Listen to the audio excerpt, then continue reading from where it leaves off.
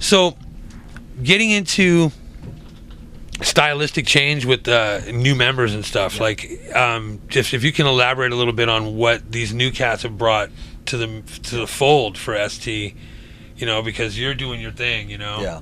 But I see the whole new spark with the energy with this lineup. The drummer is like a pack of fireworks going off, man. Yeah. Well, I would say dynamite. I wouldn't leave it at fireworks. No, but you know what I mean? Like someone good and bad. I'm at the fireworks warehouse, you know, like, you know. Yeah, no, it's always. It got to the mortars. You got to keep your matches careful when you're out. Yeah. But you got like Nico, and Nico's the kid that was 12 years old and started playing the Suicidal and playing Suicidal, the punk metal, everything and stuff. So he has that ability to do it seamless, which is what Mike Clark had and stuff. And when Mike Clark came to the band, it was a major boost for the band. And Nico is like the younger version of that, where he just gung-ho and just got all this energy, and it's very infectious and contagious. And he has that, the combination of like, wow, dude, when I picked up a guitar playing this band, thought I would be in it and stuff, and so he's got that, appreciation and that excitement. And I think too, what happened is when we were recording, then when we started doing with him, it's like, okay, it's like we just keep doing more stuff, and his influence really came onto the band and stuff, and his excitement. And it's interesting because a lot of times people have takes on the thing and stuff. They'll have people that'll come and they'll go, dude, man, I came here, wanted to feel good, and you made me feel old, man. And I'm like, well, he goes, it's like, you know what, I went and saw, I won't mention some bands, but he mentioned some bands, and when you look at those guys, they look old, and I felt like, and I go and I see you, and you're running around, and then all these new guys, and it's like, man, it's like, and there's kids at the show, I feel old, and wearing them out. Yeah, and it's like, it's not the way I want to. And some people will go like, dude, man, I gotta tell you, fucking made me feel old. I got in the pit, I was there 15 seconds. I'm going to the gym tomorrow, I'm going to the gym. Yeah. Some people have a different thing, They're like, we were just in Australia, and the guy came up and he was with his like wife or girlfriend, and he was saying, I was talking about this, and because the old bands, and it's always good to see it and stuff. You're out there and blah blah blah, and I see some old fuckers still out there and stuff. And that was his words, not mine. Apologize, you can beep it out. But his wife goes, wait a second. She goes, he's younger than you are. She's like, what? And he's like, what? No, I was 12 years old when I got there. That was. She goes, no, he's got to be younger and stuff. He's like, you couldn't do that. And this and that. You have to put out the She's like, I like to see you run around. You can't run around. You can barely get up and get a beer. This and that. And it's funny, man. You just, these stories that are hilarious, and you just smile and stuff. Yeah. And it's like, dude, yep, I'm old. I'm happy. Cool. It's like the ST workout 90, right? The fucking insane ST workout. But it's funny, everybody interprets it a different way, and like I said, there'll be the one guy who goes, dude, I'm going back at the gym, there'll be, on all different kind of levels and stuff, people interpret it. There'll be some people who go like, dude, I love the band, got me through high school, it's like everything's good, kind of hit a spot in my life, and it's like you think like, oh, that was my high school years and stuff, and I started re-listening and this and that. I was like, actually, it's not just a high school thing. It applies, and the motivation that I used to get, I stopped getting that, because I wasn't listening to it in that way and stuff. And he goes, now I'm, going on a new business or this or that, and the challenge, and I'm listening to it, and you can't bring me down and this and that, and it's like going, wow, it's not a generational thing, it's a lifetime thing. Sure. So there's so many people that say stuff that's so really cool that you really appreciate it, and you go, okay, that's the reason why I'm here. Yeah. What would you feel about maybe kicking a little knowledge to youngsters about how to navigate this new beast that the record industry is or isn't, anymore, and just some the dead whale. I grew up on the beach. It's kind of the dead whale that's washed up on the beach. You know, some people go there, they kick it, they touch it. Yeah. Is it really dead? I think it is. Smells pretty bad. How are they going to get rid of it? I think one of the things is it's all where you start. I think nowadays with Facebook, you know, and all that stuff, people, they'll have their names, they'll have their logos, they'll have their poses, they'll have their look, this and that. They just don't have any music, you know. And I think people want to be, they want to have that lifestyle, what they think that lifestyle is, but they don't want to do any work, so to speak, in more than one ways and stuff.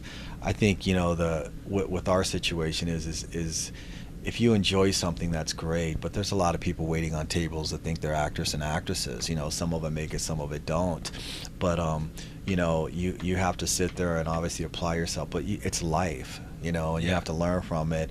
And I think too many people put that as you know, if I'm not in a band, then nothing happens, and I think that's sad, you know. And I think that's the one good thing about music being so down, is that people aren't doing that, going to Hollywood, you know, getting on a bus, trying to wait on tables, and being crushed, thinking that it's really realistic, and getting hooked up with the wrong people and stuff.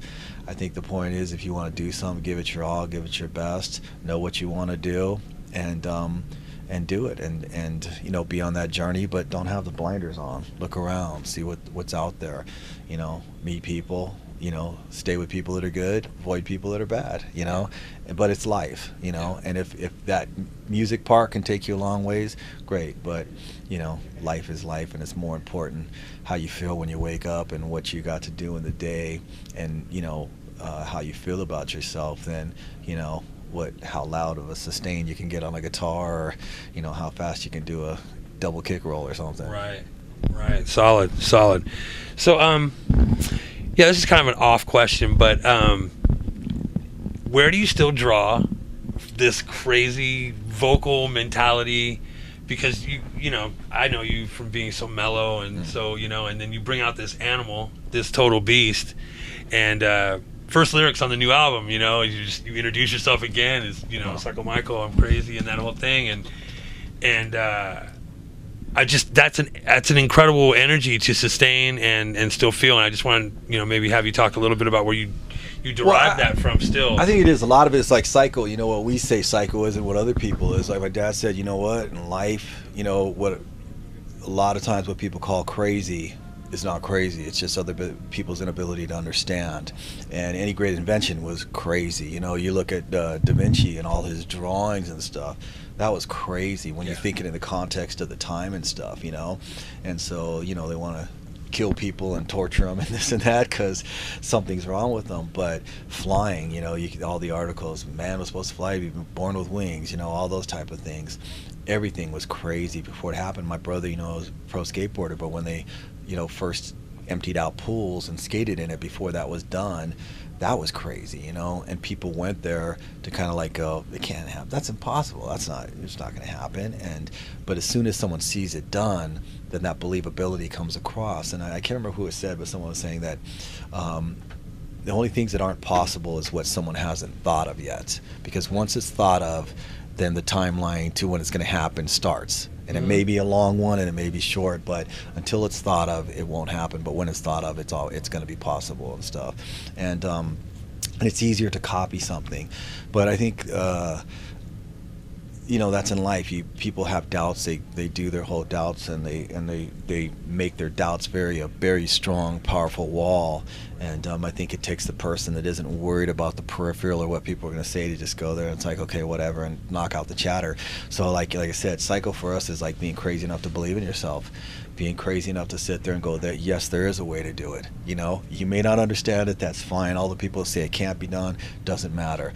We'll do it, we'll put in the effort. Not just going out there and jumping off a bridge, but it's understanding the difference between me watching the Olympics when they're doing the ski jumps and stuff. If I got on a slope and never skied skied and did that. No, that's crazy. That's crazy. You know what I mean? If I was going to do it, you start off slow and learn to ski, and there's a lot of stuff. But those people put a lot of effort in to get to be able to do that. So for me to say, no, that's crazy, you can't do that, is ridiculous and stuff. Sure. And I think a lot of people actually, you know, it's an analogy that's overstated, but there's a lot of people that really think if I can't do it, it can't be or shouldn't be done, kind of thing. And you know, I just think that someone going on back to the things and what someone says isn't relevant. So if someone says you're fucking crazy, okay, I'm crazy. You know what I mean? Cool. Yeah. That's your determination. It is. Yeah. I think I'm a very rational, sane individual and totally. Stuff. But everybody that's crazy says that too. So right. You know, well, crazy doesn't know crazy. Yeah, yeah. Well, as my dad said, he goes, "Don't worry about the people that try to act crazy. Worry about the people that don't think they're crazy." And that's what it is. But and I guess I just said I don't think I am. But anyhow, regardless of that, yeah, it's one of those ones you sit there, whatever you say doesn't really matter. Duck and water, I'm gonna do my thing. No one's gonna stop me. I'm gonna stop myself, and I'll stop myself for the right reasons.